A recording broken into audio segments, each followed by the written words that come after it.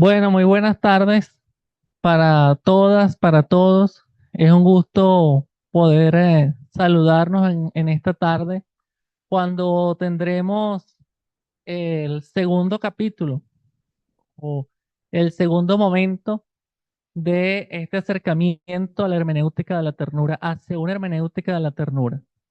Y hoy el tema es sumamente interesante y muy acercado a lo pedagógico, a la tarea pedagógica. Pensar con ternura, leer el tejido, no solo las frases. Nos anticipa aquí Dan en esta pequeña reseña que en la tarea de educar, interpretar para lo incierto, lo cambiante y lo entrelazado, debemos evitar lecturas lineales que reducen la realidad. Para ello es indispensable construir aprendizajes significativos pertinentes, es decir, pasar de lo fragmentado a lo contextual, de la parte al todo del texto, historia, persona, comunidad. Es una invitación a redescubrir la hermenéutica como arte de conexiones, lectura bíblica compleja que considera texto, comunidad, historia, afecto y poder. Por ello este proceso se vuelve una sola conversación sin simplismos, donde lo bíblico conversa con cultura, trauma, migración, economía, género, memoria, es decir, humaniza. Así que hoy es a esta parte que nos abocaremos y queremos, como siempre, agradecer a todos los presentes por este tiempo, por acompañarnos en esta formación. Agradecer, por supuesto, al reverendo doctor Dan González Ortega por su generosidad, su gentileza de compartir este conocimiento con todos nosotros. También agradecer a la FLATER, la Facultad Latinoamericana de Teología Reformada, quienes también están secundando este espacio formativo y particularmente nos están eh, ayudando a gestionar la parte de la certificación de esta formación. La Flutter va a otorgar unos certificados para quienes hayan estado en en los cinco capítulos, en las cinco sesiones, ¿sí? Así que en cada una es importante eh, ir apuntando quiénes son los participantes. Para eso, vamos a enviarles a cada uno de ustedes, o ahorita por el chat, vamos a enviarles un enlace en el cual deben colocar su nombre, apellido, identificación y país. Y entonces ese enlace cuenta como la asistencia de este día. Así que, bueno, no olvidemos esa parte de llenarla. Eh, sí. Bien, por si alguno no estuvo la semana pasada o si alguien ve en diferido, queremos nuevamente presentar al reverendo doctor Dan González Ortega, quien es rector de la Comunidad Teológica de México, fue pastor de la Comunión Mexicana de Iglesias Reformadas y Presbiterianas. Actualmente es profesor de hermenéutica aplicada al estudio bíblico, es coordinador de estrategias de misión hispana-latina del Ministerio de Milhagüe y pastor presbiteriano de la parroquia San José, secretario ejecutivo de CETELA, secretario permanente del Foro de Educación Teológica Ecuménica Latinoamericana y Caribeña, director continental de Justicia y Comunión de PRAL, senior PM de la Federación Universal de Movimientos Estudiantiles Cristianos y miembro de la Junta de Directores de su Fondo Centenario, autor de varios libros, colaborador en varias publicaciones colectivas en distintas editoriales y de múltiples artículos especializados en interpretación bíblica, asesor en temas de educación teológica del Consejo Mundial de Iglesias, consultor teológico de la Comunidad Mundial de Iglesias Reformadas, de la Comunión Mundial de Iglesias Reformadas y miembro del Consejo Editorial de varias publicaciones teológicas y de la Casa Unida de Publicaciones. Así que es un gusto nuevamente tenerte con nosotras, con nosotros, Dan, bienvenido. Gracias, este es tu espacio. ¿Qué tal? ¿Qué tal? Muy buenas tardes. mediodías y mañanas, dependiendo del contexto en el cual estemos. Ujú. Acá ya es la tardecita, así es que, bueno, trataré de compartir este día con ustedes con mucha alegría.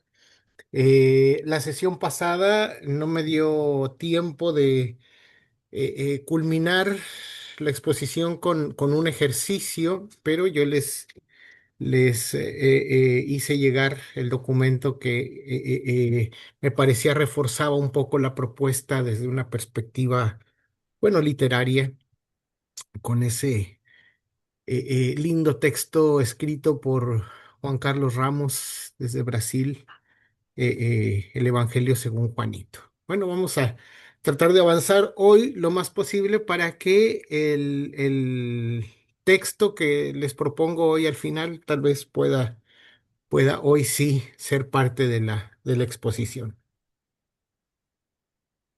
Me permito entonces compartir con ustedes, pero para ello tengo que cerrar mi cámara aquí. Denme un minuto.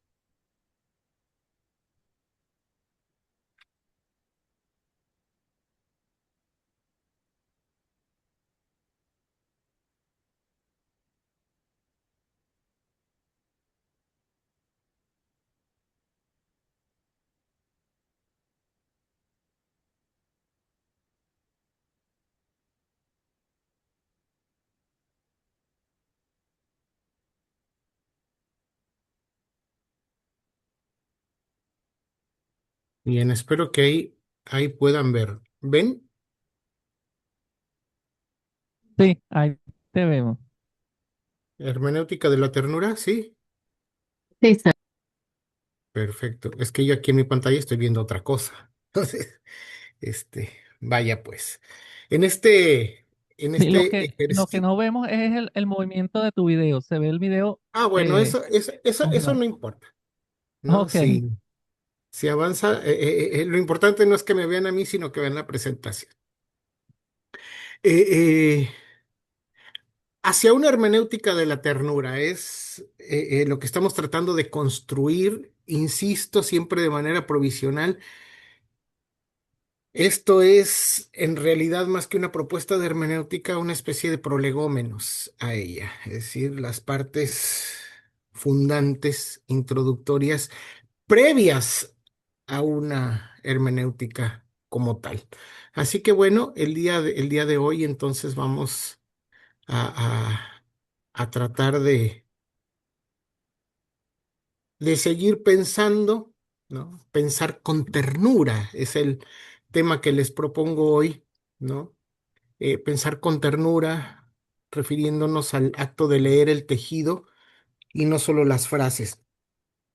Nos estamos refiriendo particularmente a textos. Permítanme entonces empezar con este pensamiento. La ternura también es inteligencia. Aprende a ver relaciones, no únicamente datos.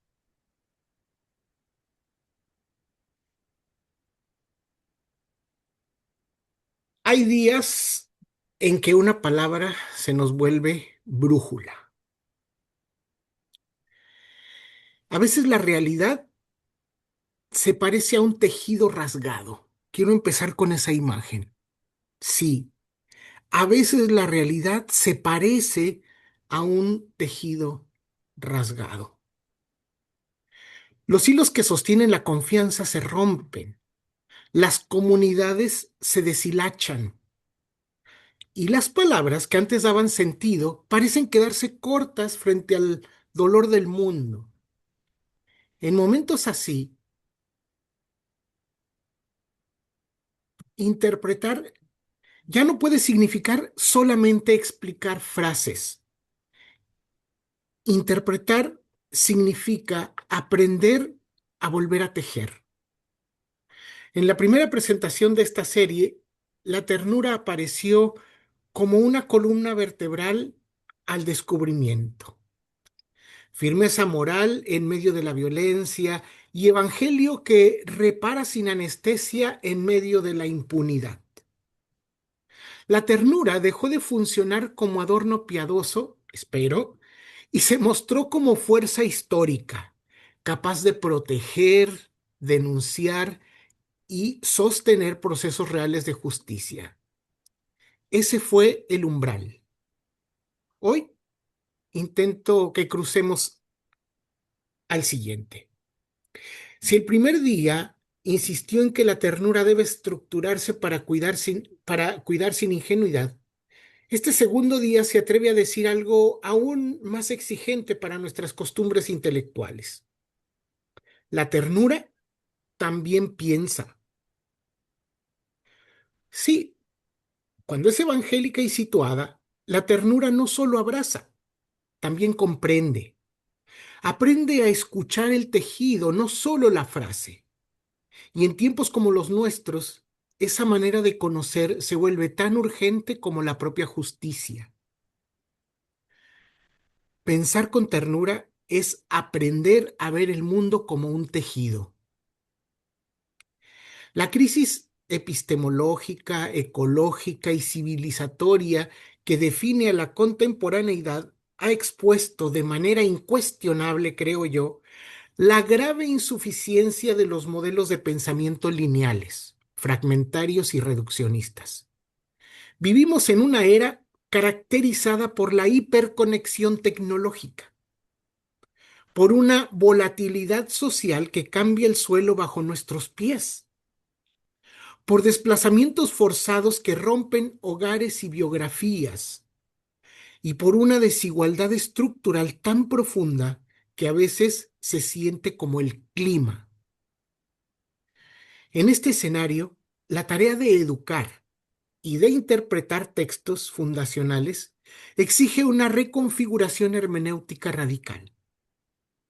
Las ciencias sociales y la psicología contemporánea han comenzado a describir con mayor precisión los efectos de estas crisis prolongadas sobre las sociedades.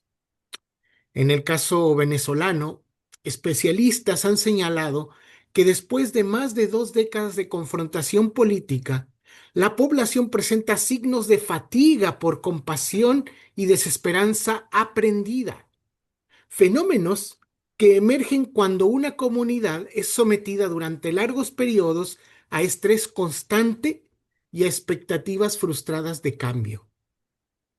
En tales contextos, la política deja de ser solo un espacio de debate público y se convierte en una amenaza cotidiana que afecta la posibilidad de comer, medicarse o de garantizar seguridad a las familias. Ese estrés prolongado altera incluso los procesos biológicos. El cuerpo,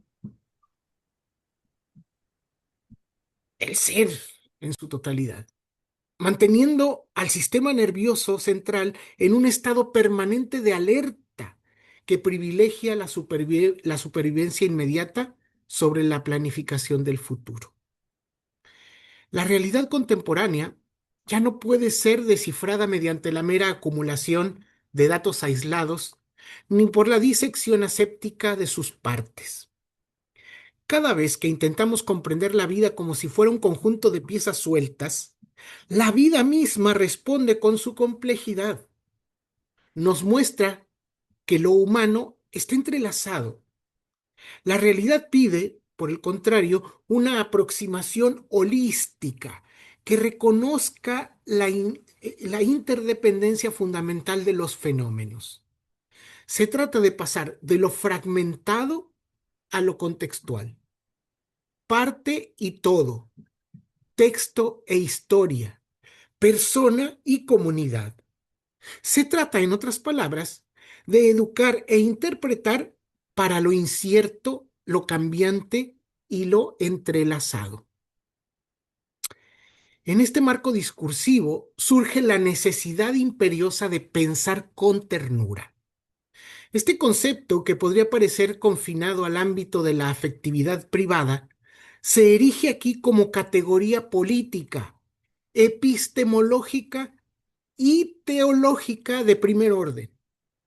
La ternura, en su esencia más profunda y transformadora, funciona como una forma de inteligencia superior, una destreza cognitiva a la vez que espiritual, que aprende a ver relaciones, contextos, cicatrices y vulnerabilidades y se rehúsa a reducir la vida a un inventario de cifras frías. Mauricio Beuchot, el dominico mexicano, propone una clave que dialoga hondamente con esta idea de tejer, la hermenéutica analógica. En palabras sencillas, interpretar analógicamente es buscar proporción.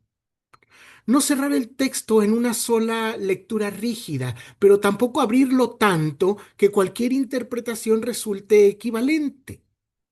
La analogía cuida el equilibrio del sentido. Permite varias aproximaciones, sí, pero dentro de un horizonte que conserva coherencia. Es una forma de prudencia intelectual. El significado no se impone, se aproxima, no se captura como presa, se acoge como interlocutor. El presente análisis, núcleo de esta segunda presentación, explora a profundidad lo que llamo la segunda clave hermenéutica, o la clave hermenéutica 2. Interpretar es tejer.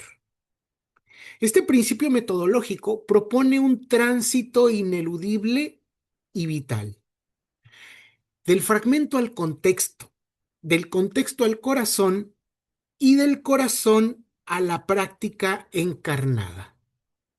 Si antes hablé de leer con las manos abiertas, hoy añado un gesto, manos abiertas que sostienen hilos, que tocan la trama, que no se conforman con captar frases, sino que buscan comprender la textura.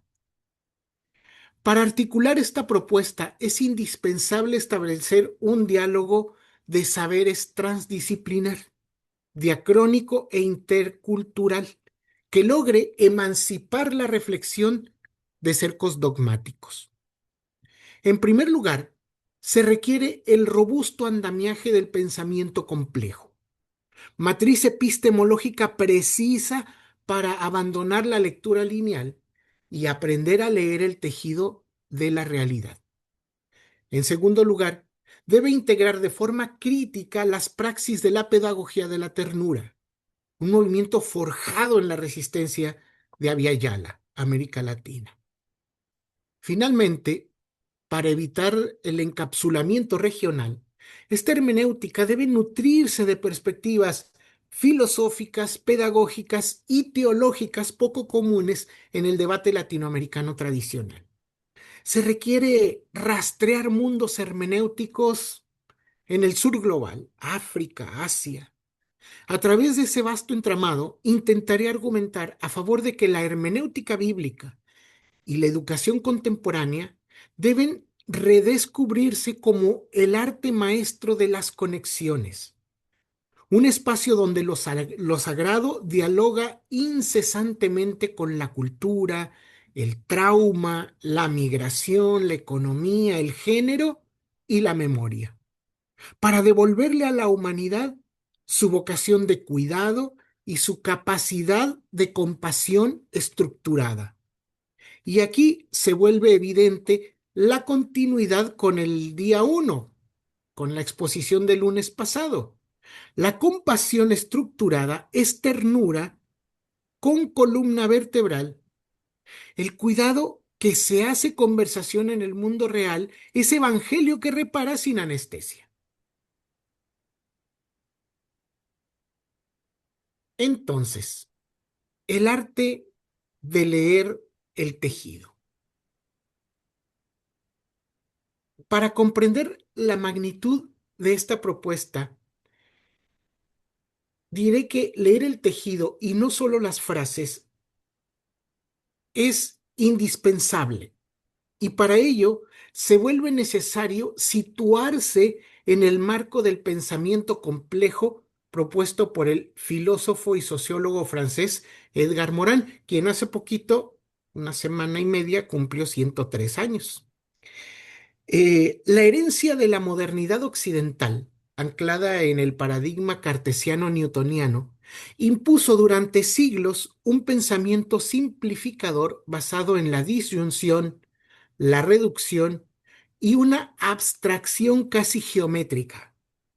El objetivo de ese paradigma era aislar los elementos de su contexto para facilitar su estudio, su cuantificación y, en última instancia, su dominación, dominar el arte.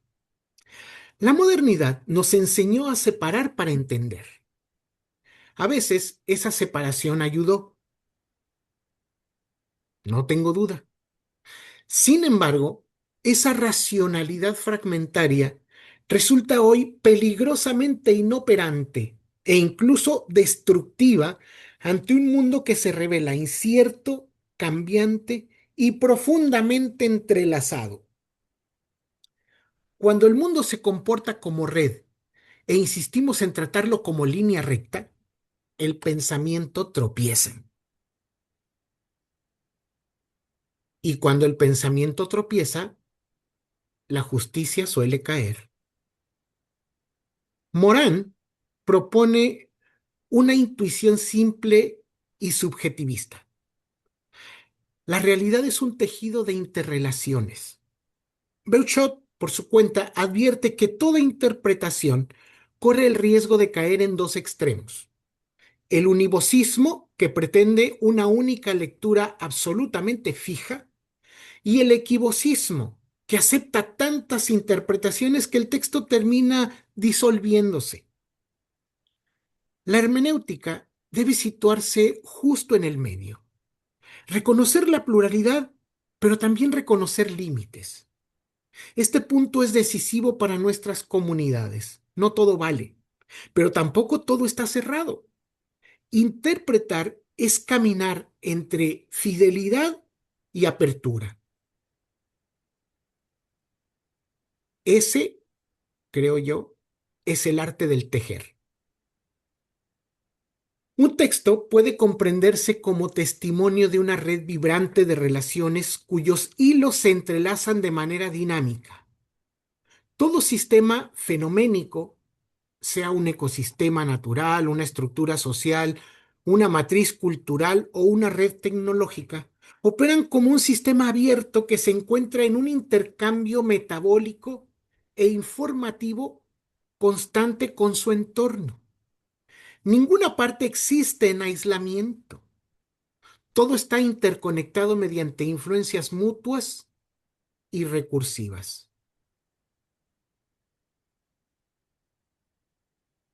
Por eso, quiero hablar de la realidad como red de sistemas abiertos e interdependientes.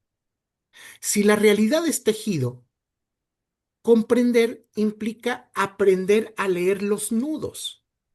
Entender una parte requiere entender su relación con el conjunto, del mismo modo que el conjunto solo cobra sentido a través de las partes que lo habitan y lo modifican.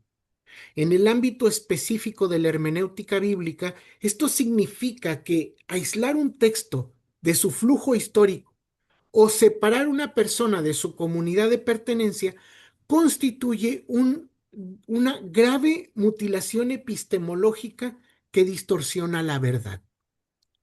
El pensamiento complejo advierte que las causas y los efectos de la realidad humana y cósmica rara vez obedecen a una cadena simple. En la vida social y espiritual aparecen retroalimentaciones, bucles cibernéticos y propiedades emergentes que no se dejan anticipar mediante un análisis de piezas aisladas. Por eso, la lectura de la realidad y de los textos fundacionales necesita ser dialógica y multidimensional.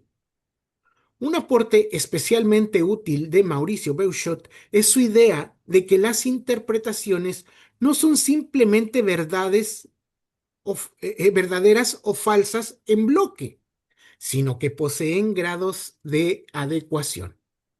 Algunas lecturas se acercan más al texto y a su contexto, otras se alejan. Esto no significa relativismo, sino discernimiento. Nos permite sostener conversación sin caer en arbitrariedades. En términos pastorales, esta visión educa comunidades capaces de dialogar sin miedo y de corregirse sin violencia. Edgar Morin argumenta que en el ser humano conviven de forma simultánea y con tensiones inevitables la racionalidad y los afectos, es decir, los mitos y la técnica, la ética y la diversidad de saberes, pues. Quien interpreta no está fuera del mundo, interpreta desde dentro de una historia, de una cultura, de una sensibilidad. Pensar con ternura, bajo esta luz, equivale a ejercer una epistemología relacional y reflexiva.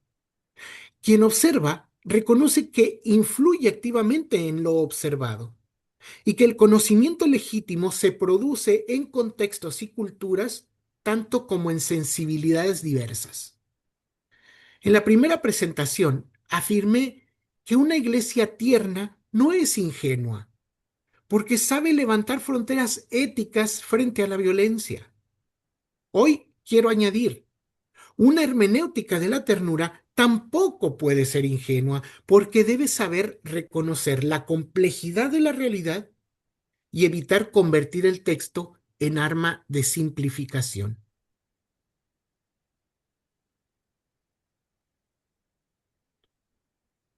Uno de los aportes más desestabilizadores de la teoría de la complejidad es la asunción de la incertidumbre como condición humana permanente y estructurante. Morán sostiene que todo conocimiento, por sofisticado que sea, conlleva el riesgo del error y de la ilusión. Esta conciencia conduce a abandonar la búsqueda de verdades únicas, dogmáticas y estáticas.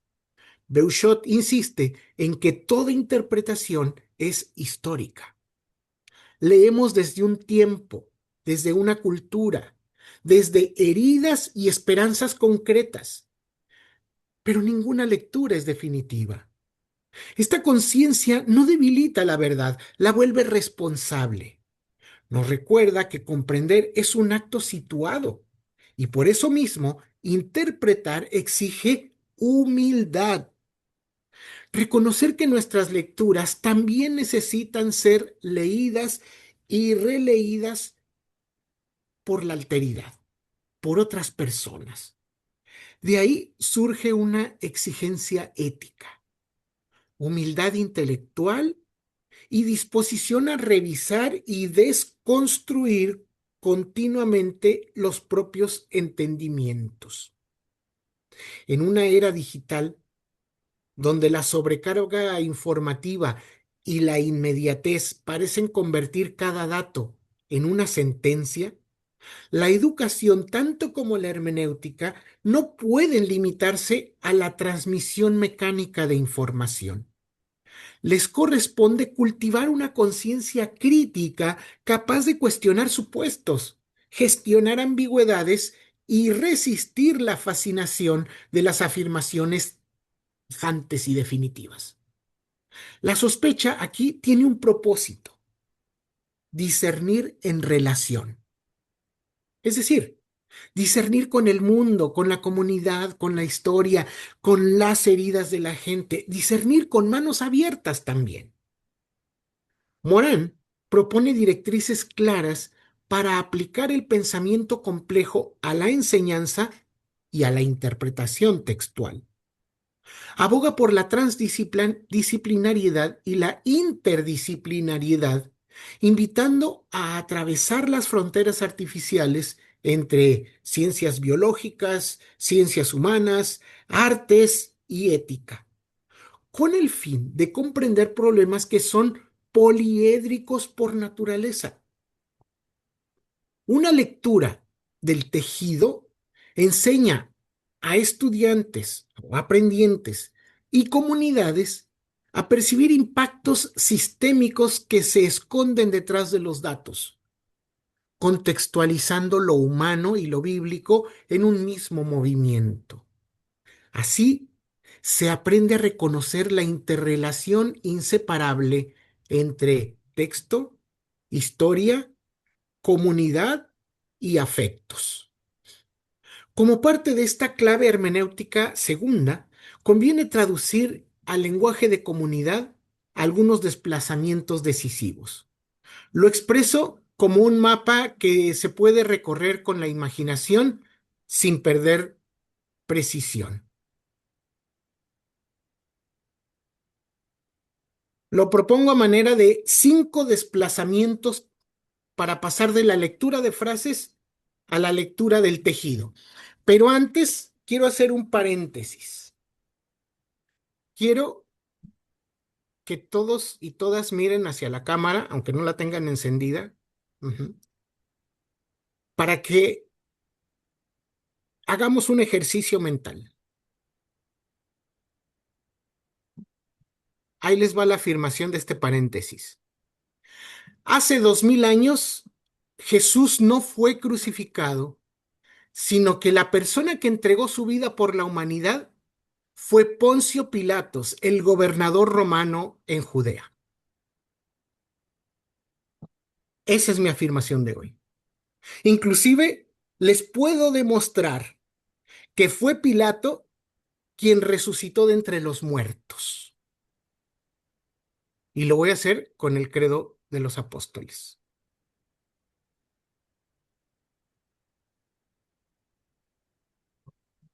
Poncio Pilato fue crucificado, muerto y sepultado.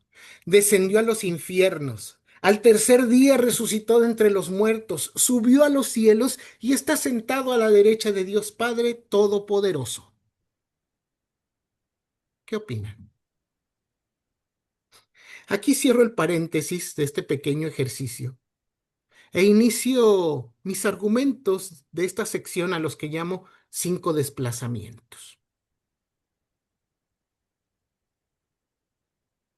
Primer desplazamiento, enfoque epistémico o epistemológico. El paradigma lineal tiende al aislamiento y a la fragmentación. Estudia las partes separadas de su contexto, buscando una objetividad entendida como distancia. El pensamiento complejo impulsa la contextualización sistemática, sitúa cada elemento en su red de relaciones y por eso insiste en el movimiento parte y todo, texto e historia.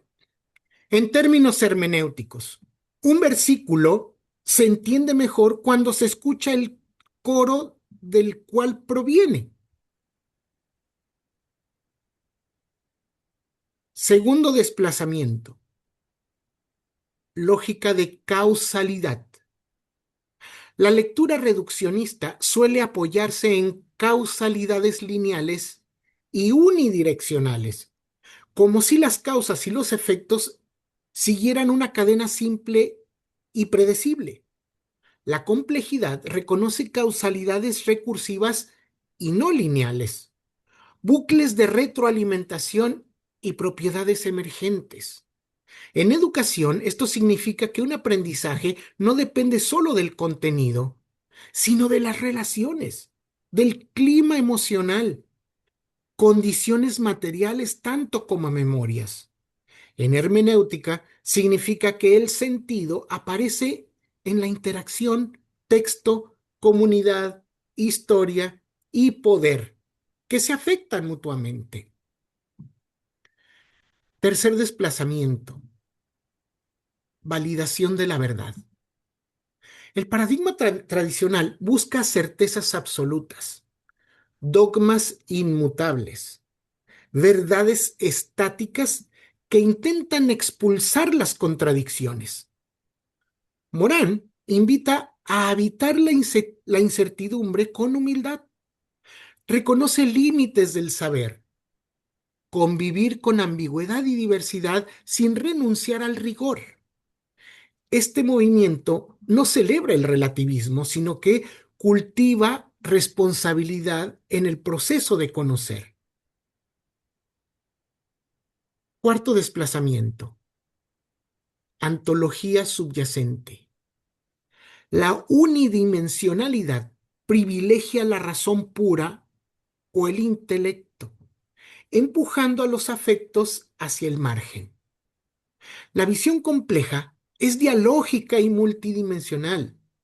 Integra racionalidad, emociones, mitos, traumas y ética en un mismo plano de lectura.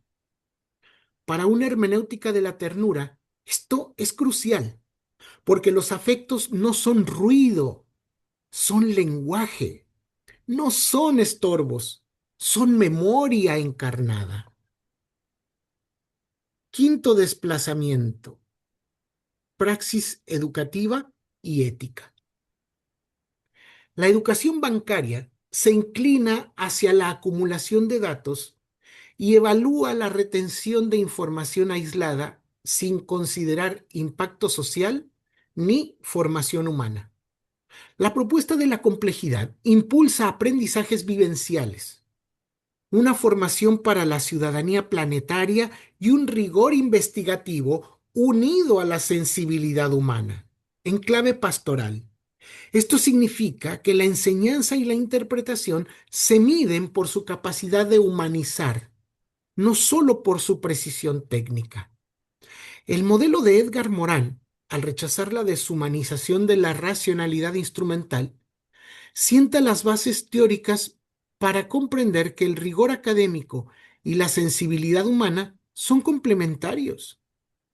Pensar con ternura es aplicar esta complejidad, negarse a la simplicidad que reduce a una persona a su simple diagnóstico, o a una persona en situación de movilidad como migrante disminuida solo a su estatus legal, o a un texto antiguo reducirlo a una regla muerta. Y aquí quiero moverme hacia el grande, grande aporte de la pedagogía de la ternura.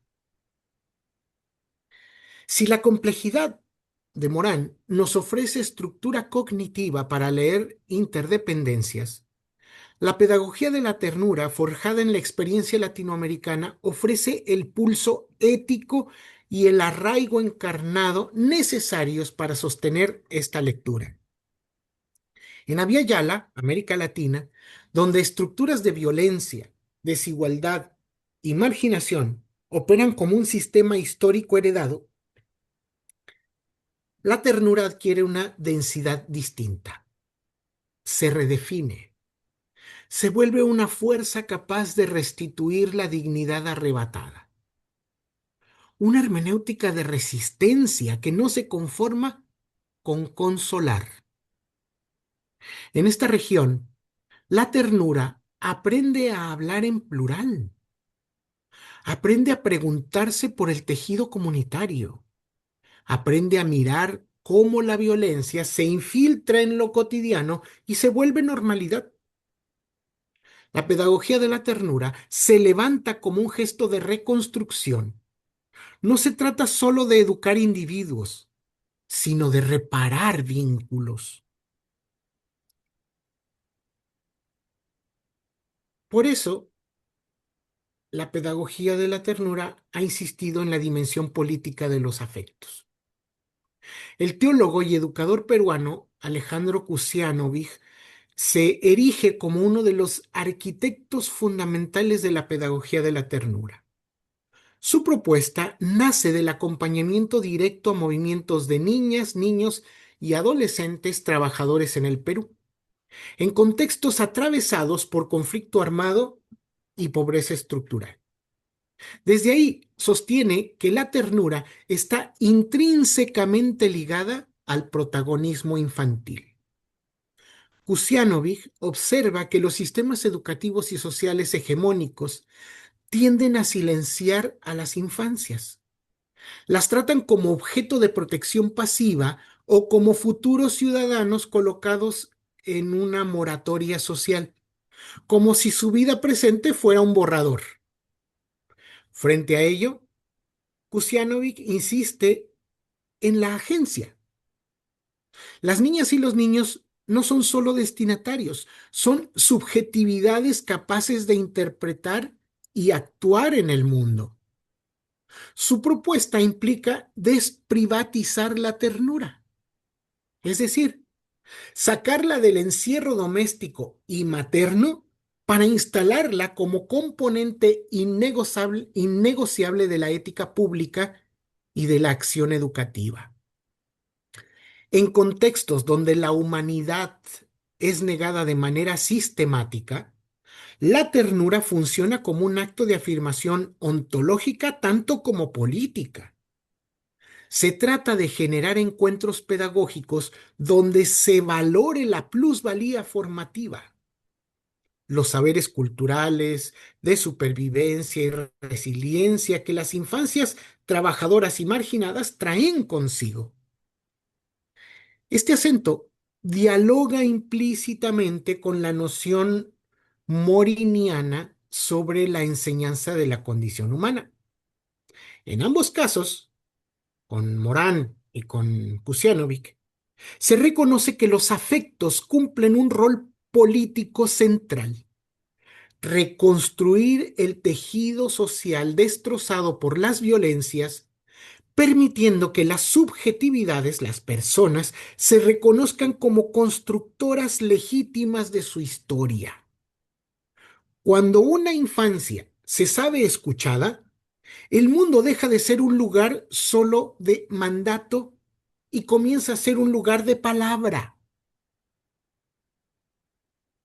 Por eso hemos insistido en la ternura con columna vertebral.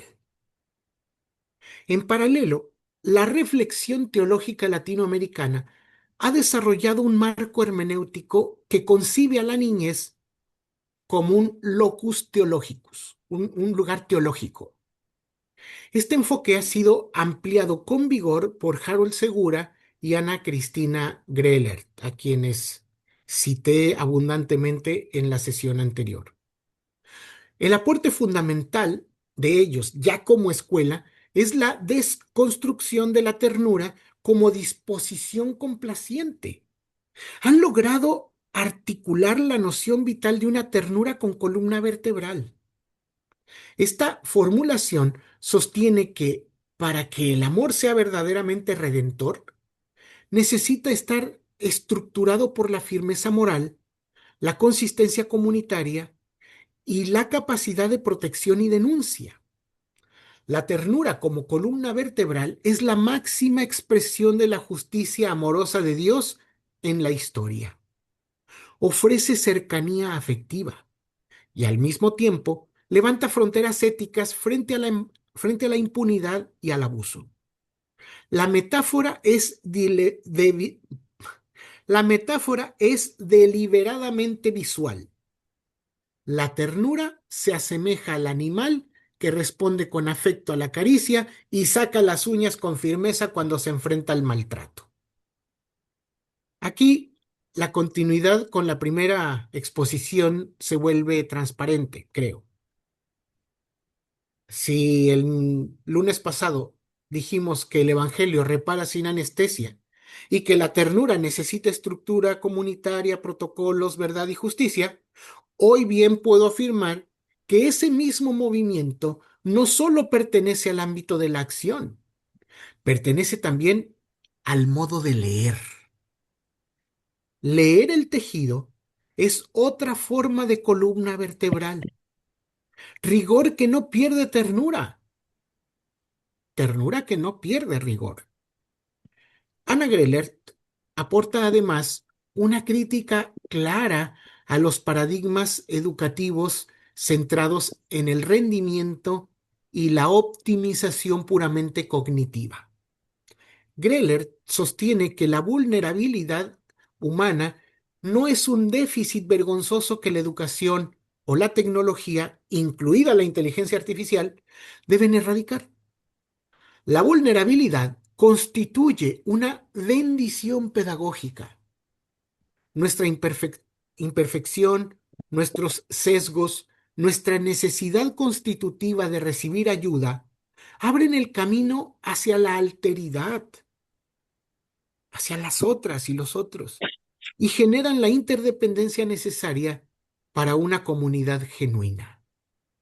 Bajo esta lente, la educación no persigue la omnipotencia computacional, sino la formación del carácter, reconociendo que amar y servir implica una exposición inevitable. Por eso quiero hablar sobre lo que llamo las condiciones estructurales del cuidado. Desde el contexto del Caribe, la teóloga y educadora cubana Ofelia Ortega eleva la pedagogía de la ternura hacia un compromiso estructural tanto como descolonizador.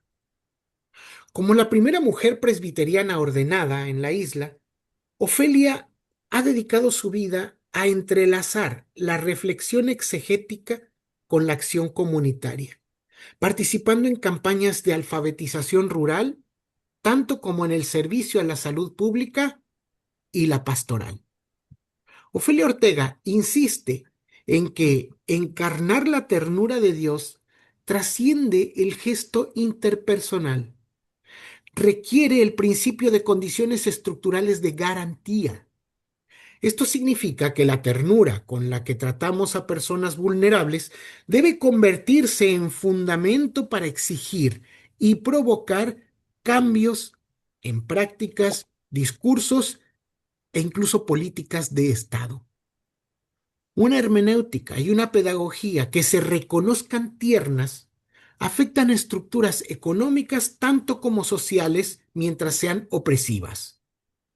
Despertar la vocación al amor implica desmantelar paradigmas clásicos y patriarcales que restringen vocaciones, promoviendo una comunidad ecuménica abierta que luche contra la alienación del consumismo y fomente una economía de lo suficiente.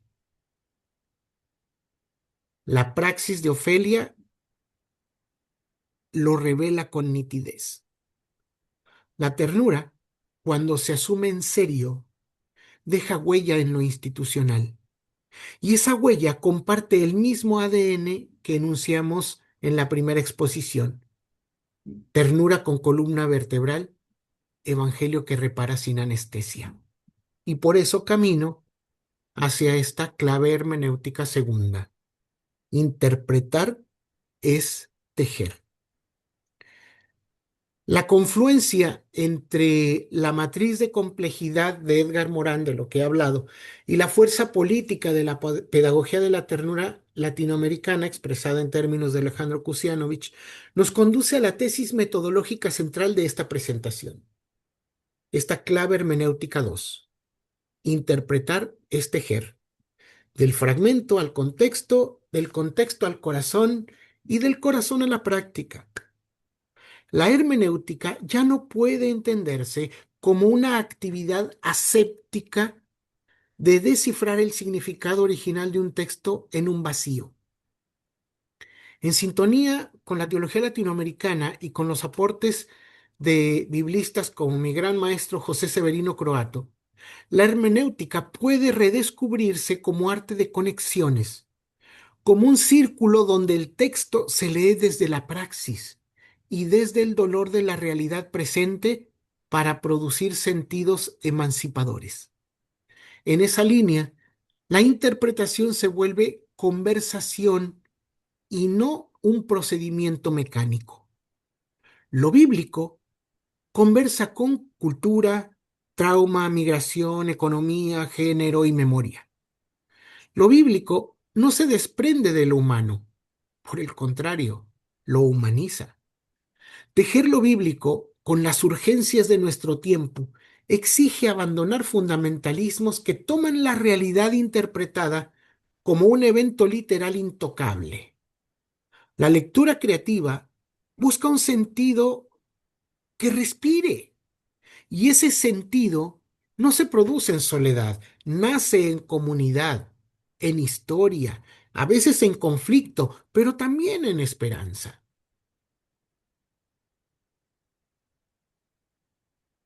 Ahí está. Por eso, del fragmento al contexto. La lectura lineal tiende a extraer versículos o conceptos de su matriz originaria. como el ejercicio que hicimos con Poncio Pilatos. Muchas veces esos fragmentos se usan como instrumentos de dominación doctrinal o de exclusión moral. Tejer implica restituir el fragmento a su ecosistema histórico y literario. Es decir, hay que leer el credo completo, no solo el fragmento. Mauricio Beuchot afirma que la hermenéutica cumple una función protectora. Pone límites frente a la dispersión infinita de interpretaciones. Sin algún tipo de proposición, el sentido se diluye y deja de tocar la realidad. Desde esta perspectiva, no se propone rigidez, se propone orientación. La interpretación necesita anclajes que la mantengan vinculada al texto, a la historia y a la comunidad. De lo contrario, la hermenéutica deja de ser camino y se convierte en un verdadero laberinto. En el estudio de las cartas de Juan, por ejemplo, se trata de comprender la literatura epistolar como respuestas situadas en conflictos comunitarios profundos. Se escuchan tensiones con poderes imperiales, nombrados como el mundo, ¿no?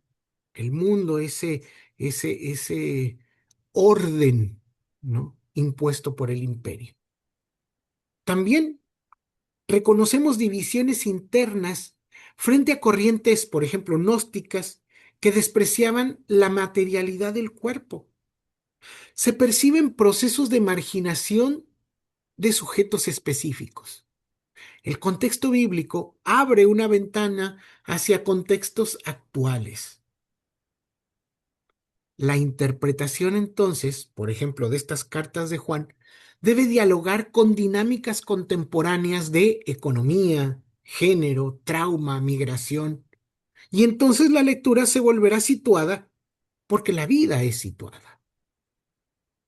Y por eso digo que hay que ir del contexto al corazón. Fuimos del fragmento al contexto y ahora del contexto al corazón. La hermenéutica de la ternura se acerca al texto con una cercanía que no teme ser afectada. Leer el tejido incluye reconocer que el conocimiento está mediado por afectos. Este paso exige leer con las manos abiertas, permitiendo que la vulnerabilidad, la historia de despojo y la memoria de quienes sufren abran el texto y afecten la dimensión emocional e identitaria de la comunidad interpretante. Integrar el trauma en la lectura bíblica significa escuchar el lamento silenciado en las escrituras, tanto como en nuestras sociedades. El trauma colectivo funciona de manera muy similar al trauma personal, porque reorganiza la percepción de mundo. Comunidades enteras pueden aprender a vivir en estado de hipervigilancia, como si el peligro estuviera siempre a punto de reaparecer. En estos contextos, la imaginación del futuro se contrae y la vida social se fragmenta en estrategias de supervivencia individual. Las personas aprenden a desconfiar, los vínculos se debilitan y la noción misma de comunidad comienza a erosionarse. La hermenéutica bíblica no puede ignorar estos procesos porque muchos de los textos que interpretamos nacieron precisamente en contextos de violencias de carácter político, exilio, persecución, trauma histórico, pues.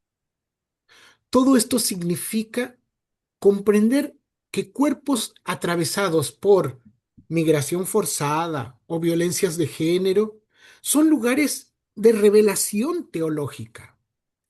Un ejemplo desgarrador y contemporáneo de esta necesidad de leer el trauma lo encontramos en la sociedad venezolana, que ha estado en boca de todos en las últimas semanas. Tras más de 2 décadas de confrontación política, las poblaciones han llegado a un punto de fatiga por compasión. e incluso de desesperanza aprendida. El trauma se ha instalado a nivel casi biológico por el estrés crónico, manteniendo la psiquis en un estado de hipervigilancia que prioriza la supervivencia inmediata y atomiza el tejido social. Los especialistas señalan que uno de los efectos más profundos de estas crisis prolongadas es la ruptura de la confianza social básica. Cuando un sistema político fomenta la sospecha constante entre vecinos, colegas o familias, las redes de solidaridad primaria se desgastan. El resultado es una sociedad que funciona como un conjunto de individuos aislados intentando no hundirse. Reconstruir esa confianza perdida, volver a creer en el otro, en la otra, volver a pronunciar la palabra nosotros, nosotras, es un proceso extraordinariamente lento. Los estudios comparados con sociedades que atravesaron guerras civiles o dictaduras estiman que esa reconstrucción puede tardar entre 20 y 30 años. La hermenéutica de la ternura debe hacerse cargo de esta situación, comprendiendo que la herida afectiva causada por la migración, el desmembramiento familiar, etcétera, etcétera, requerirán, incluso con datos precisos de expertos, entre 20 y 30 años para reconstruir la noción de un nosotros, nosotras.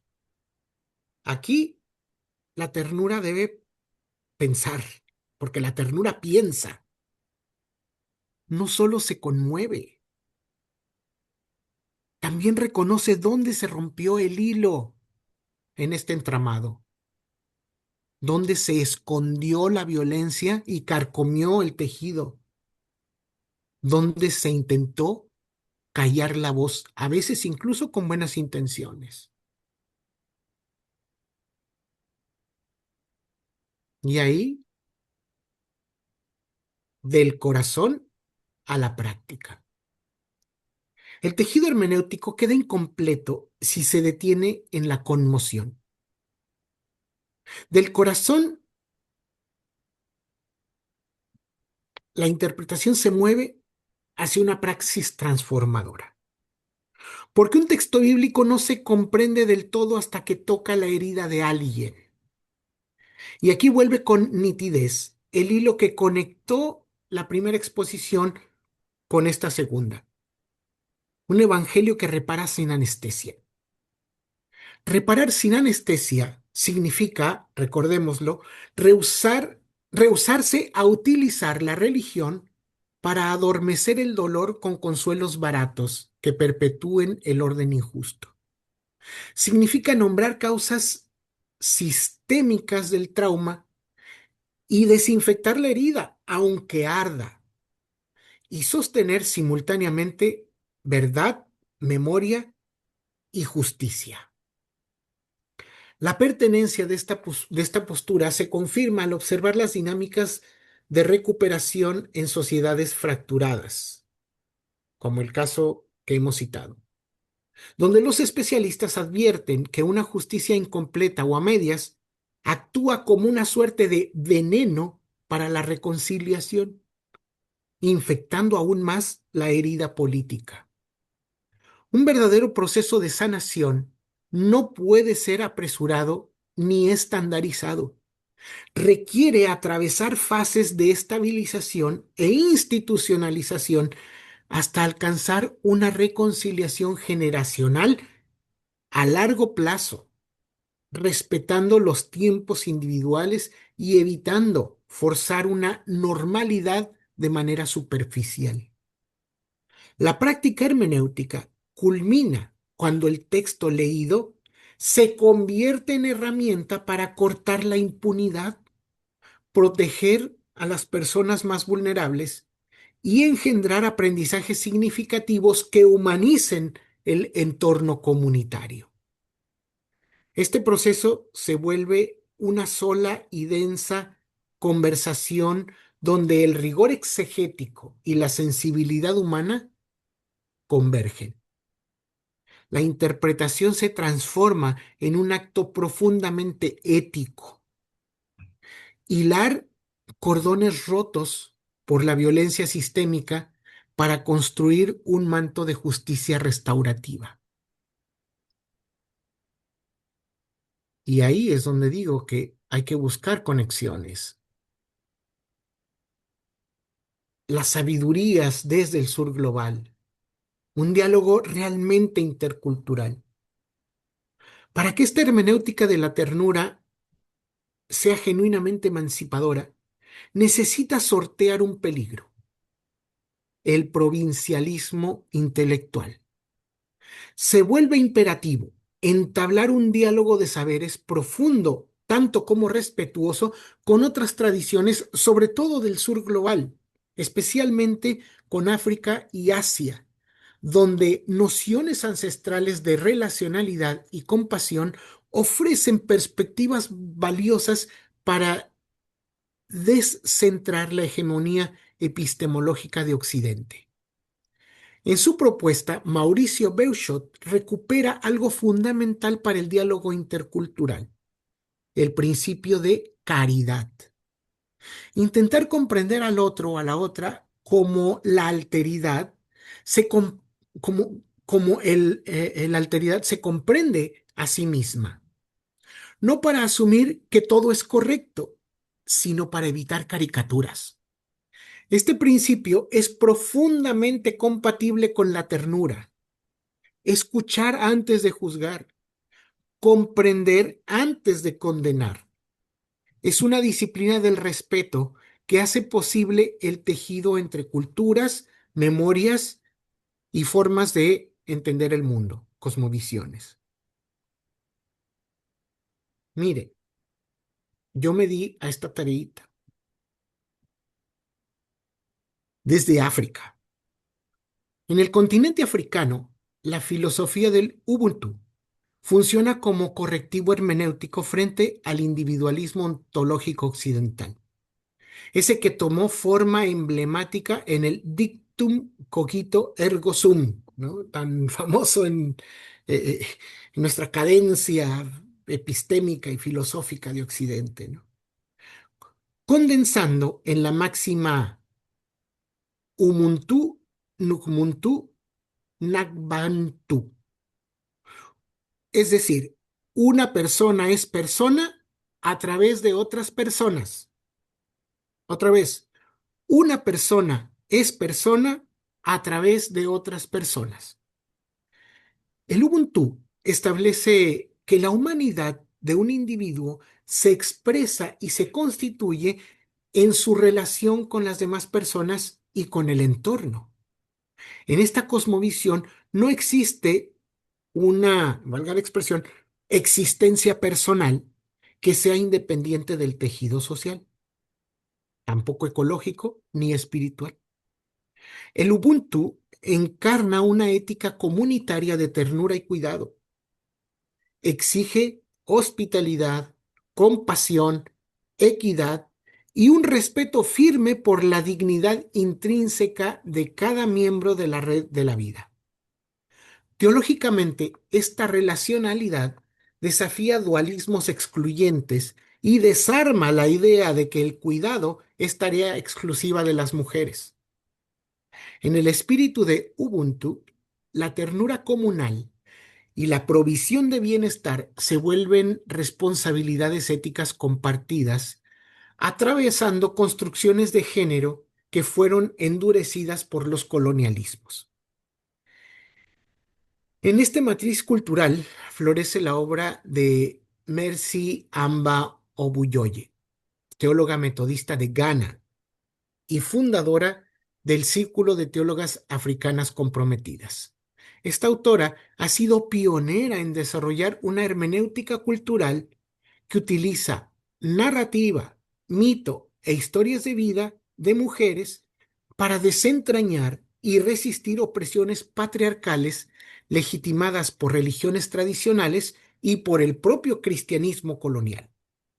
Su, su enfoque encarna que el interpretar es tejer, porque hilvana memoria de dolor con agencia política.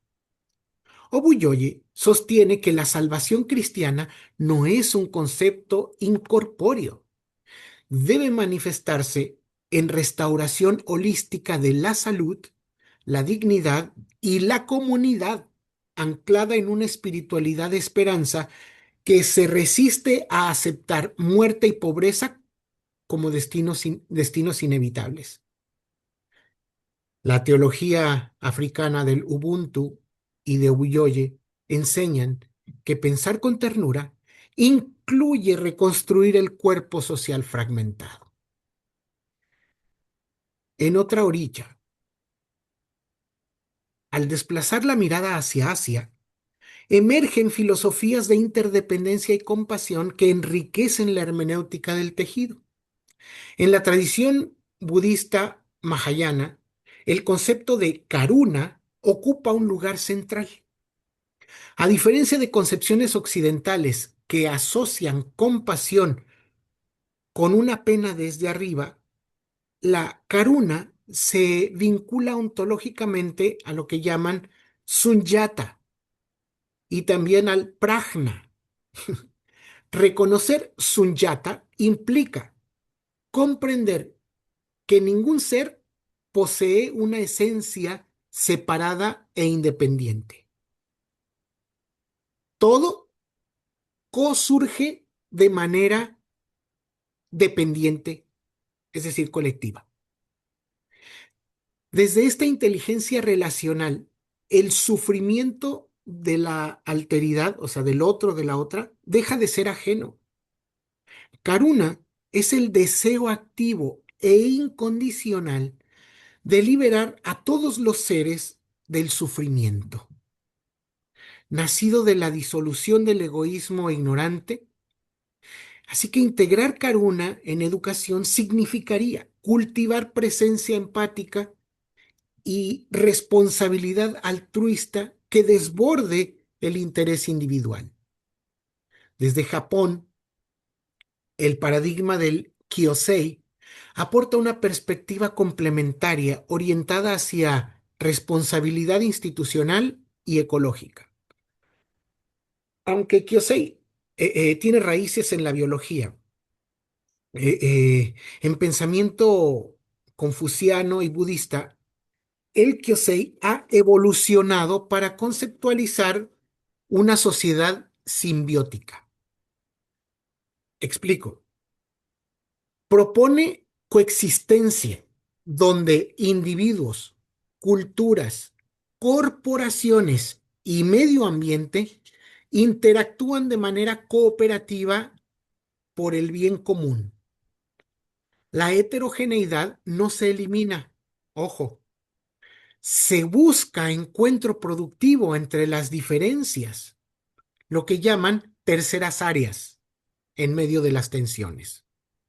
En educación, Kyosei nos invitaría a diseñar aprendizajes que fomenten paz y simbiosis en un mundo fragmentado por crisis ecológica como la de Fukuyama y por tensiones interculturales, como el que existe entre etnias asiáticas. En el ámbito teológico, Chuan Zheng de Taiwán ha sido una voz profética en la construcción de una hermenéutica descolonizada. En su obra Theology from the Womb of Asia, traducida también como Teología desde el vientre de Asia, cuestiona el individualismo cristiano occidental y la imposición de filosofías ajenas a los pueblos asiáticos. Mediante una metodología narrativa y muy imaginativa, conocida como Story Theology, Song teje folclore, poemas, dramas de máscaras y el sufrimiento histórico del pueblo crucificado de Asia con el relato bíblico.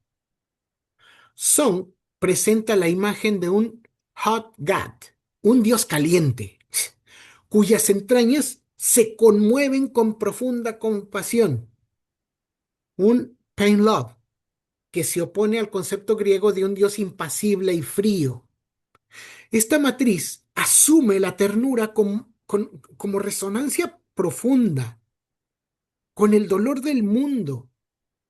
De este modo, la tarea teológica aparece como acto de amor y resistencia política frente a los imperios en turno.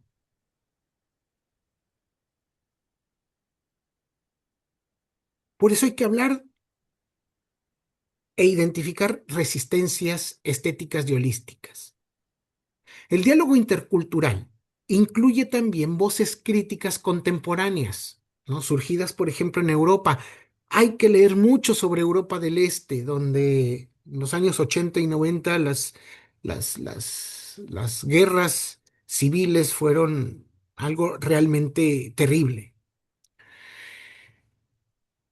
Insisto, surgidas en Europa, que diagnostican patologías de la modernidad tardía y proponen estéticas de resistencia afines a la lectura del tejido y a la pedagogía de la ternura. En ese horizonte se abren dos líneas complementarias. Una, la ética del encuentro que respeta el misterio. Y la otra, una política de la demora que rescata el tiempo humano frente a la maquinaria del rendimiento. Quiero traer de esas latitudes la ética de la caricia. La filósofa lingüista y psicoanalista belga Luce Irigaray articula una crítica contundente a la filosofía y la teología patriarcal occidental. Denuncia una lógica falogocéntrica que históricamente ha asimilado a la mujer y a toda la alteridad, a toda la otra persona, como un espejo o subordinado del sujeto masculino. Frente a esa asimilación violenta, propone una ética de la diferencia sexual. Irigaray sostiene que el amor y el encuentro humano pueden comprenderse como diálogo intersubjetivo entre dos que respetan el misterio del otro. El encuentro se vuelve fecundo cuando la diferencia no es absorbida ni anulada. Un pilar de su propuesta es la ética de la caricia. Un diálogo crítico con Emmanuel Levinas, de quien hablaremos abundantemente la próxima sesión. Para Irigaray, la caricia táctil y tierna es paradigma de una relación no apropiativa. No busca poseer, no busca definir, ni tampoco quiere dominar.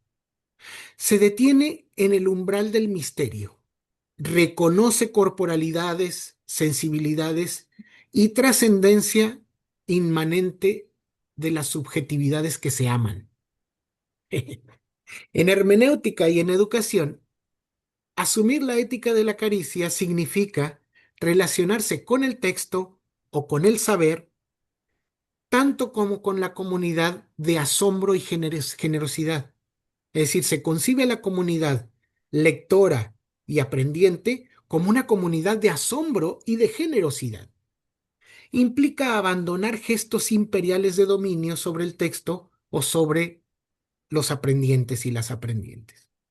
Permite que la diferencia fecunde el pensamiento sin necesidad de domesticación.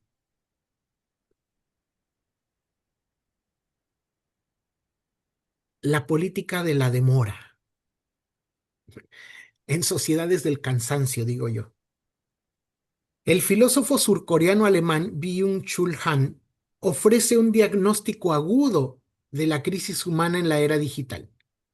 Argumenta que hemos transitado de una sociedad disciplinaria, pues la modernidad, ¿no?, basada en coerción, deber y negatividad del no, hacia una sociedad del rendimiento ultra neoliberal, basado en positividad excesiva, el poder hacer, la autoexplotación voluntaria. En este paradigma, la persona humana, el individuo, se vuelve emprendedor de sí mismo, se explota a sí mismo hasta el colapso y se extiende una epidemia de depresión, agotamiento, burnout y ansiedad narcisista. Esta hiperproductividad se agrava con la sociedad de la transparencia y la infocracia digital. La hipercomunicación y la avalancha de datos eliminan distancias saludables, borran misterio y erosionan respeto. La exigencia de transparencia total convierte el mundo en un infierno de lo igual. La alteridad se diluye, ya no hay otros y otras. La alteridad termina reducida a un objeto de consumo visual o a un instrumento de validación narcisista en el imperio de los likes. Me gusta. Frente a esa aniquilación, Han postula una filosofía de resistencia basada en negatividad salvífica, es decir, la capacidad de decir no al imperativo del rendimiento incesante.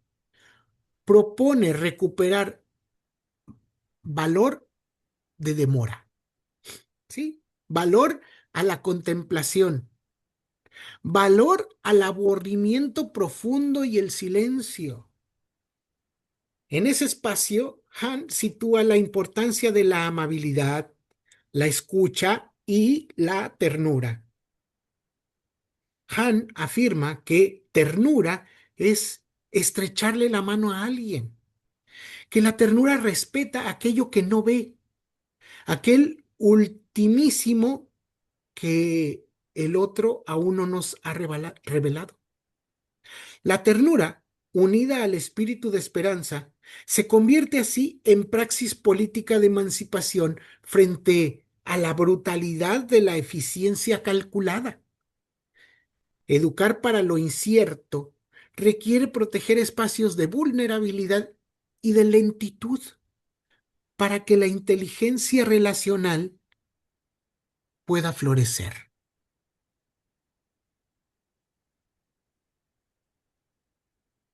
Y ahí es donde quiero volver a la praxis de la complejidad. Las exigencias de una educación que integre complejidad, que cultive ternura y que evite fragmentación encuentran encarnación práctica en la pedagogía Waldorf, que no es nueva, al contrario, es bastante viejita. La pedagogía Waldorf, fundada por el filósofo austríaco Rudolf Steiner a principios del siglo XX. La educación Waldorf constituye una crítica a métodos mecanicistas e hiperintelectualizados. Este modelo se fundamenta en un acercamiento holístico que concibe al ser humano en su totalidad, estructurando el aprendizaje alrededor de tres ejes: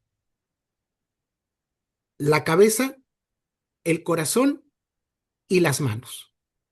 Waldorf, como método, respeta ritmos de desarrollo natural a través de septenios y da un lugar central a artes como la narración, la pintura, el teatro, la música, como vehículos para construir aprendizajes significativos en temas de historia, de matemáticas y hasta de ciencias.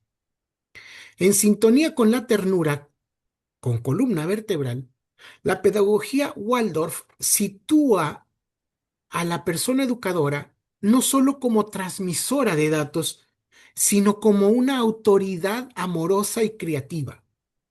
Mediante prácticas como el looping, donde un mismo maestro acompaña a un grupo durante varios años, se prioriza el conocimiento profundo de vulnerabilidades y temperamentos, construyendo vínculos de confianza a largo plazo. Además, en contraste con el solucionismo tecnológico de la era digital, las escuelas Waldorf restringen severamente exposición temprana a pantallas, dispositivos electrónicos, privilegiando materiales naturales y juegos imaginativos. Esta demora tecnológica busca proteger la capacidad de asombro y la conexión simbiótica de la niña y el niño con el mundo material y la naturaleza. para que más adelante su pensamiento analítico surja de una mente arraigada en la empatía y en la creatividad. Waldorf demuestra que pasar de lo fragmentado a lo contextual es tan visible como transformador. Y aquí entonces quiero ir acotando, cerrando, el desafío de tejer el mañana. La provocación inicial de esta presentación, pensar con ternura y leer el tejido, no solo las frases, no es un juego retórico. Es un mandato para quienes asumen responsabilidad de educar o de interpretar en el siglo XXI. Hemos trazado una ruta que confronta la soberbia de lógicas lineales y fragmentarias, aquellas que reducen complejidad de existencia y de textos sagrados a datos manipulables y a simplismos alienantes. El pensamiento complejo de Edgar Morin nos ha ofrecido lucidez epistemológica para comprender que habitamos una red de sistemas abiertos donde la incertidumbre es condición estructural y la transdisciplinariedad se vuelve camino para abordar lo multidimensional. Esta lucidez se acompaña de una ética de responsabilidad que no se separa de sensibilidad humana. Esa sensibilidad se encarna y se politiza en la pedagogía de la ternura latinoamericana. Allí aprendimos que los afectos no son debilidades, sino fuerzas de resistencia. Una ternura con columna vertebral repara el trauma sin anestesia, afirma protagonismo de infancias marginadas y exige transformaciones estructurales, recordando que la vulnerabilidad es cuna de empatías.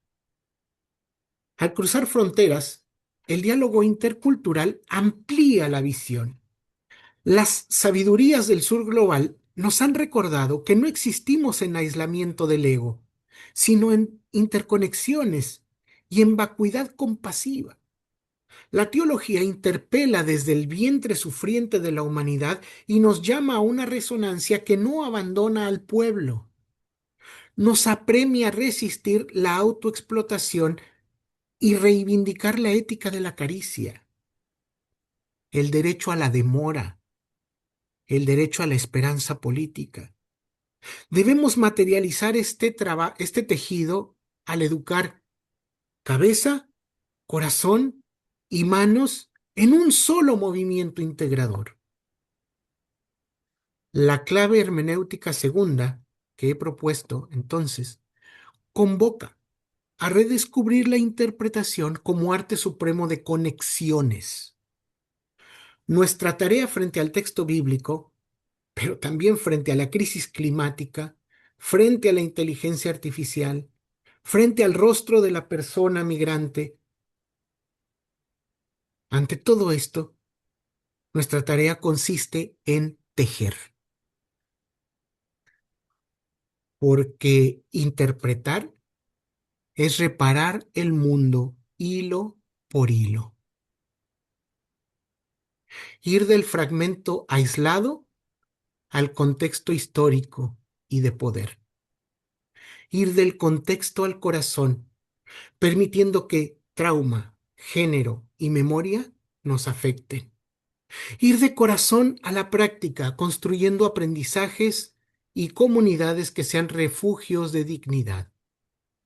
Pensar con ternura es la inteligencia suprema de nuestra época, la inteligencia que se atreve a reparar el mundo, la osadía de mirar el abismo de un mundo roto y decidir con firmeza y amor comenzar a hilarlo de nuevo. Las sociedades heridas nos recuerdan que la reconstrucción del tejido humano nunca ocurre de manera inmediata. Los especialistas en trauma colectivo insisten en que la sanación social requiere décadas, a veces generaciones enteras, capaces de volver a aprender el significado de confianza, cooperación, esperanza compartida. Pensar con ternura significa precisamente eso, Asumir que reparar un mundo roto exige paciencia histórica, justicia verdadera y comunidades capaces de acompañar procesos largos de restauración. Quizá eso sea lo que la hermenéutica necesita recordar en nuestro tiempo, que los textos no fueron dados para ser diseccionados como piezas de museo, sino para ayudarnos a recomponer el tejido de la vida.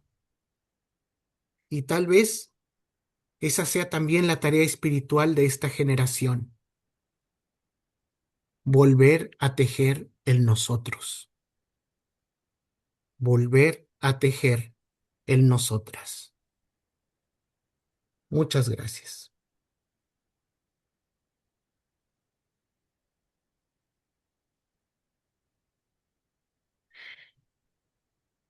Yo sé que ustedes quieren entrar ya a discutir la exposición, pero no quiero que me pase lo mismo que sucedió la semana pasada, en que la tarea del ejercicio quedó fuera, porque me parece que hacen parte de esta presentación, si no pierden el sentido, porque a final de cuentas yo no soy un pedagogo, yo no soy un filósofo, yo soy un pastor que lee la Biblia y ese es mi aporte. Entonces, yo quiero traerles hoy este ejercicio, si me permiten, voy a leer lo que traigo para este ejercicio. Ustedes deben conocer, yo creo que casi de memoria, o porque lo han visto en una película, o porque lo han escuchado cuando alguien muere, qué sé yo, el Salmo 23. Jehová es mi pastor, nada me faltará, ta, ta, ta.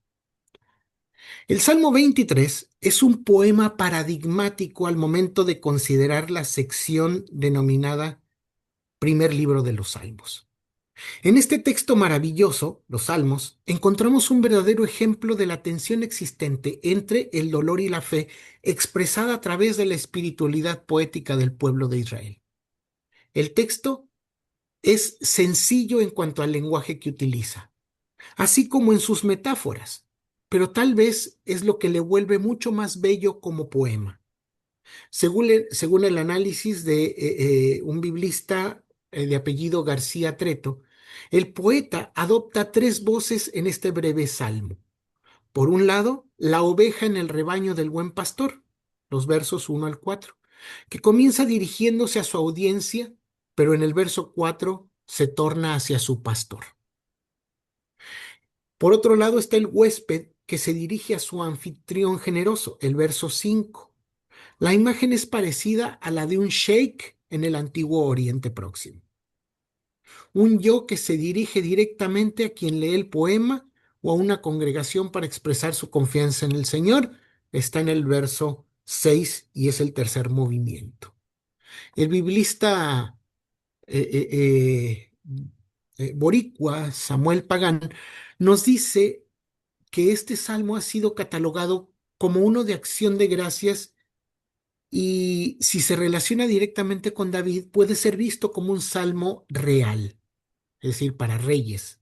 Sin embargo, afirma Pagán, la lectura cuidadosa del poema nos coloca más frente a un salmo donde se enfatiza la confianza en Dios.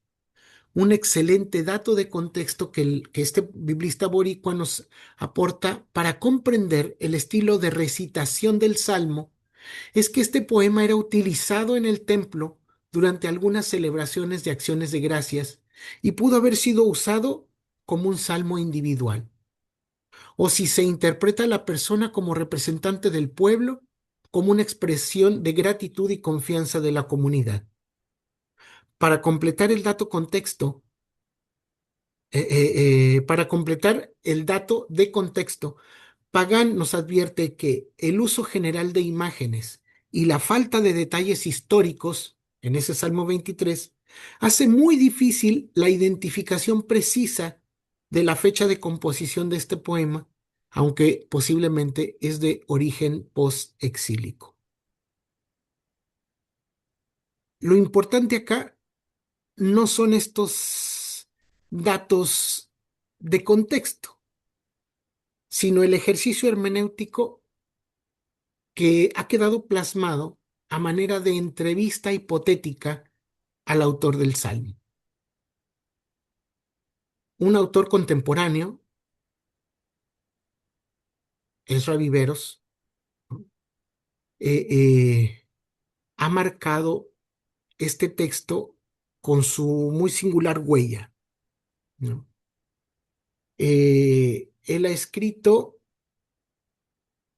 este texto, o más bien una reflexión respecto de este texto, como si fuera una entrevista al autor, pero como si ese autor fuera una persona centroamericana. Si, como dijera mi buen maestro Severino Croato, leer es producir sentido, leer es también producir el texto de una forma creativa, un acto poético segundo, reconstruir el texto y preguntarse la intención del autor, ya no en el más allá, sino en el más acá de un nuevo autor. No quiero seguir teorizando, mejor quiero que escuchen lo que Ezra Viveros nos presenta, ¿no? Este texto incluso está publicado en la revista electrónica Lupa Protestante. Voy a empezar así. Gracias por la entrevista. ¿Cuál es su nombre? Teodulo Martínez Campos. ¿De dónde es originario? De la República del Salvador. ¿Qué edad tiene? 47 años. ¿Por qué está usted en México? Voy de paso con mi familia a los Estados Unidos de Norteamérica. Allá viven mis hermanos. Somos una familia de migrantes. La situación en mi país es triste. Las tierras que tenemos no sirven para sembrar. Hay hambre, no hay oportunidades para nuestros hijos, no hay trabajo, y solo nos queda buscarlo fuera de nuestra tierra. Uno abandona a los hijos y a la parentela por amor, para ofrecerles un poco más de lo que uno recibió, que es casi nada. Para no morir acá es necesario ir a morir a otra parte. Por no tener nada, hay que abandonarlo todo. Señor, leímos su Salmo 23. ¿Por qué escribió usted este salmo? Ah, pues es que iba yo de viaje pasando por Veracruz en un tren al que le decimos La Bestia. Llevábamos 2 días de camino desde que ingresamos a México. Una noche un grupo de hombres vestidos de negro y encapuchados detuvieron el tren, ¿no? Y traían armas relargotas. Dijeron que eran autoridades policiales. Bajaron como a 30 personas. Había niños y mujeres, hasta viejitos.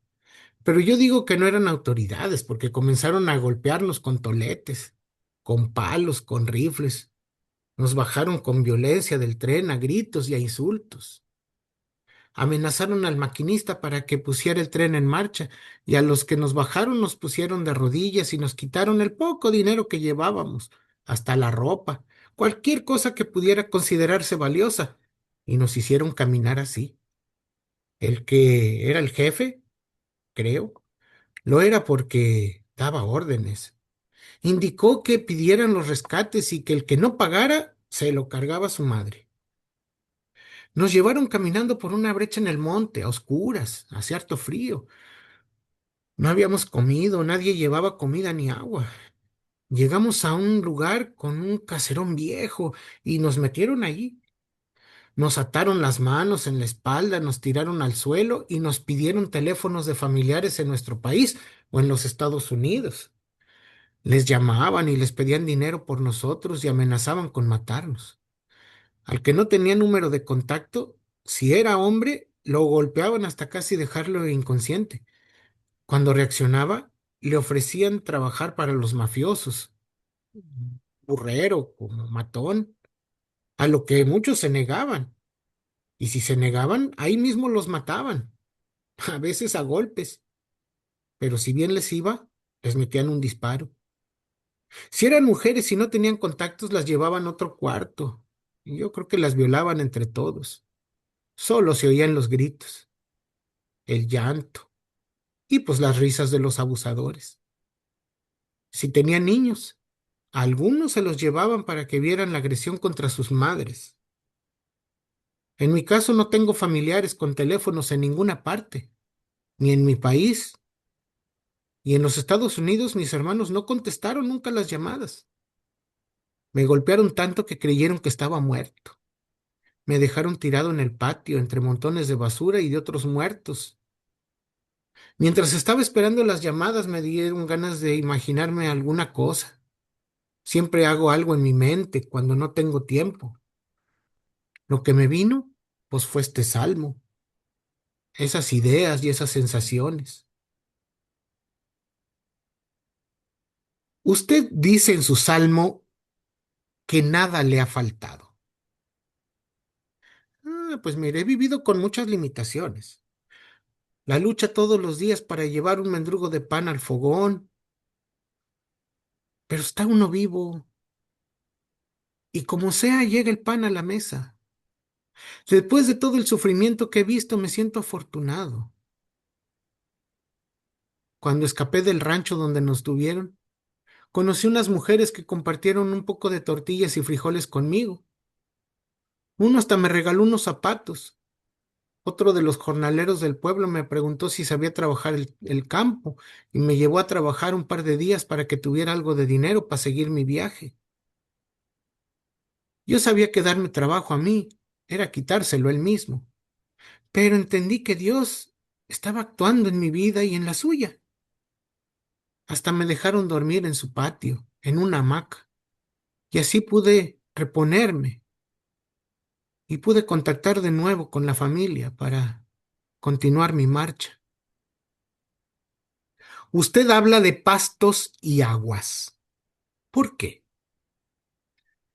En el campo salvadoreño a veces iba a trabajar a las ordeñas, a los ranchos, y me gustaba ver harto el ganado en los potreros. Cómo estaban ahí apacibles.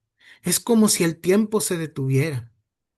Cuando mi cuerpo estaba tundido por el dolor y pensé que iba a morir, me acordé de esos momentos bonitos de mi vida, mi infancia en esos campos viendo el ganado, siguiéndolo, sintiéndolo, ahí con un poco de tranquilidad.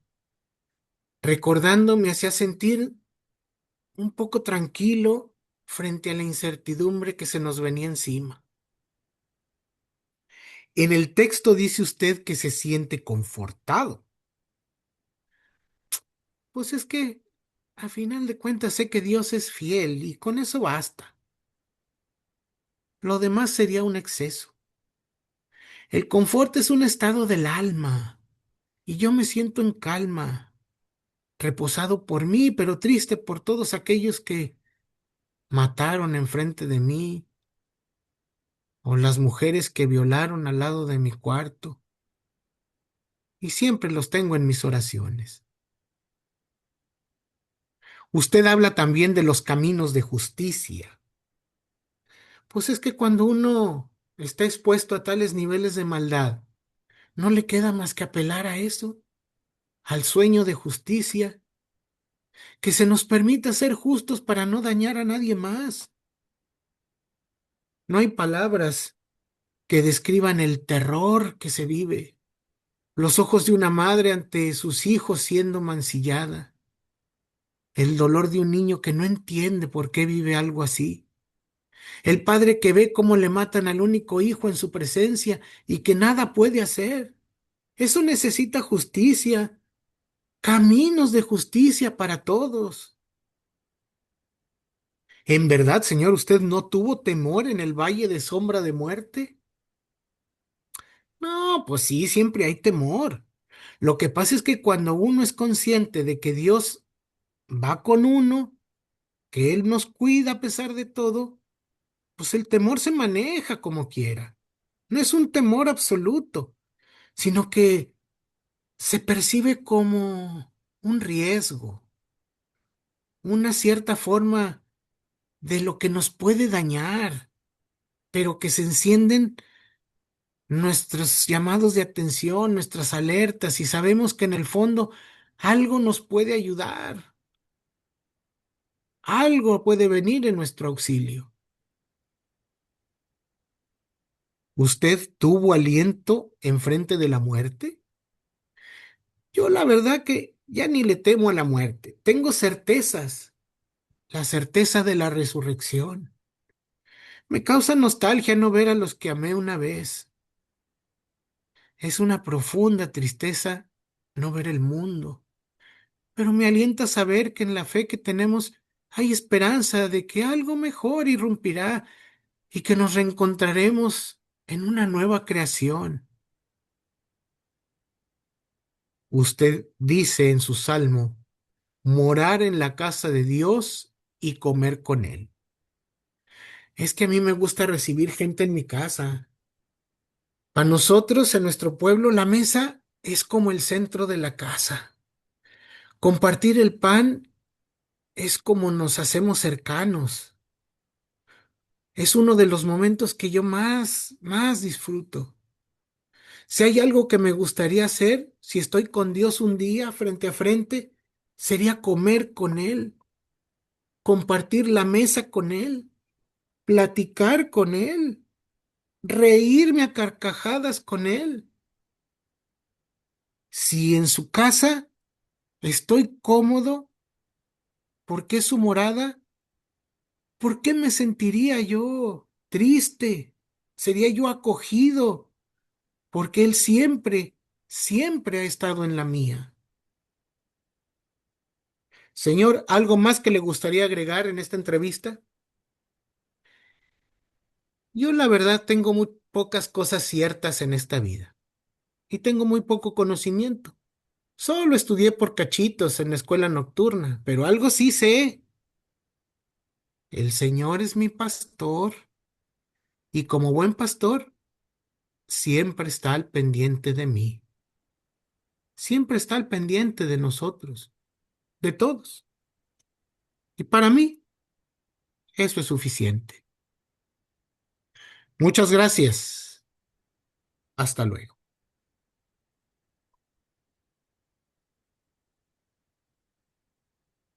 Y ahora sí, dejo en ustedes esta presentación.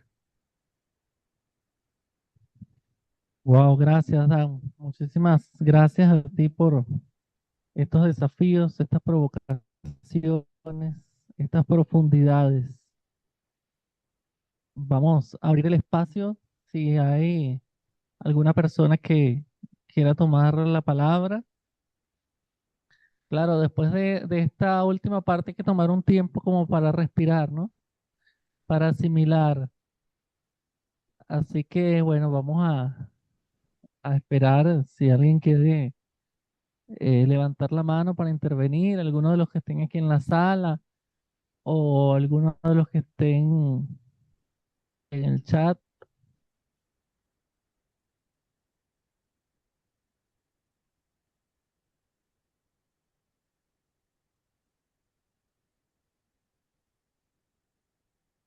Adelante, Elizabeth. Elizabeth. Sí, yo quería comentar que me llamó mucho la atención que hables de otro tipo de pedagogías, porque por lo menos acá en Chile el currículum preponderante es bastante academicista y el currículum academicista va dejando otras cosas fuera de la formación de los niños, de los adolescentes, em, porque va privilegiando el conocimiento, el rendimiento y la competencia. Entonces, pienso que apostar por una pedagogía de la ternura tiene bastante sentido para mí, porque implicaría que dentro de la educación se considerarían otras cosas que son tanto o más importantes que el conocimiento académico. Creo que en todo lo que tiene que ver con la formación emocional, eh, con las relaciones humanas, con las relaciones de los niños y los adolescentes consigo mismos. Eh, Estamos bastante cojos, la verdad, eh, bastante cojos. Y también es importante darse ese espacio para conversar acerca de estos temas, porque, bueno, yo en lo personal soy profesora. Soy profesora de secundaria, pero prefiero trabajar con niños. Y también incluir todo lo que sería la teología de la ternura en las iglesias, para poder acoger a las personas y que tengan un espacio donde se puedan sentir emocionalmente seguras. con sus dudas, con sus preguntas, con sus inquietudes, porque eh, muchas veces, por ejemplo, yo me crié en una iglesia en que había muy pocas personas nuevas. Pero ahora las dinámicas de iglesia son distintas, ¿no? Tenemos personas nuevas llegando constantemente y se necesita mucha ternura también para querer a las personas como vienen, con sus propias teologías también, con sus propias preguntas. Eso, quería agradecer este aporte porque no solamente me enriquece como estudiante de teología, sino también como educadora. Gracias, Elizabeth. Solo acotar un poquito a lo que dices respecto de las iglesias. Yo creo que no solo iglesias de gente nueva. Yo por mucho tiempo he pugnado también, incluso con proyectos, este, eh, eh, que se realizaron en algún momento de mi historia, eh, eh, eh, comunidades de tránsito. Esto yo lo aprendí en Argentina con lo que fue mi comunidad de referencia, la iglesia menonita de Buenos Aires, que fue eso para muchos de nosotros, de nosotras, una comunidad de tránsito, es decir, sabías desde que llegabas que esa no iba a ser tu comunidad de permanencia eterna, sino que ibas a estar ahí el momento en que en tu vida necesitabas un tiempo fuera y tal vez volver a tu comunidad de siempre o buscar otra nueva o qué sé yo. Pero me parece que es muy saludable pensar también en comunidades, eh, eh, ahora sí que de permanencia voluntaria. Karina, Gracias, Dan. Me gustó mucho pues, sí, ¿así se oye mejor? Gracias. Me gustó mucho que no es metáfora, ¿no? La metáfora del tejido o el recuperar el tejido eh, por varias razones, pero creo que la más importante para mí es que soy tejedora y soy bordadora por voluntad y, y sé lo importante que es el tejer y lo importante que es, como dices tú, el, el material como un material que no, que uno puede elegir descartarlo o que no sea descartable y seguir intentando, ¿no? Seguir anudando. Entonces, recuperando también un poquito la propuesta de las tejedoras, eh, aprender la realidad tejiendo, ¿no? Aprender la realidad aprendiendo a tejer, a bordar, a pensar también desde esos otros saberes que tienen que ver, como decías, con el Waldorf, con las manos, ¿no? El saber cómo lo transitamos y cómo lo trabajamos las mujeres desde la cocina, desde el tejido, desde toda estas sabidurías que se van quedando ahí en nuestros tejidos, donde los huipiles están llenos de memoria, de dolores, de hijos perdidos, de hijos sanos, de tantas cosas. Y me hiciste recordar también con el Ubuntu, el TIC, ¿no? El final el TIC de las comunidades mayas en Chiapas, que es ese sentido como nosótrico, o esa nosotrosidad, que es un neologismo por ahí, de la filosofía y la cosmogonía de los pueblos mayas y también de esto que hablas tú de integrar, ¿no? Cuando hablaste de otras formas desde la interculturalidad de integrar el Karuna, y me recordaste mucho lo que dice Silvia Rivera Cusicanqui, ¿no? En Los Sheque, en cómo manchar al mundo con nuestras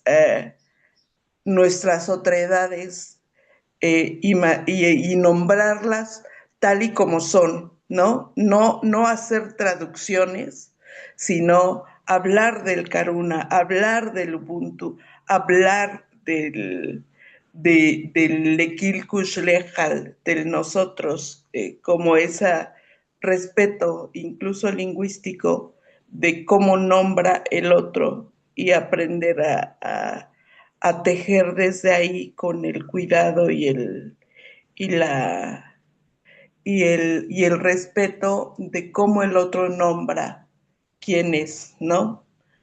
Muchas gracias. Y por último, eh, desde la semana pasada me dejaste pensando, ¿no? En esto que tú fuiste tejiendo poco a poco, de hermenéutica de la ternura, o ternura hermenéutica, ¿no? Y gracias porque vas ahí como tejiendo. Gracias. Gracias, Cari.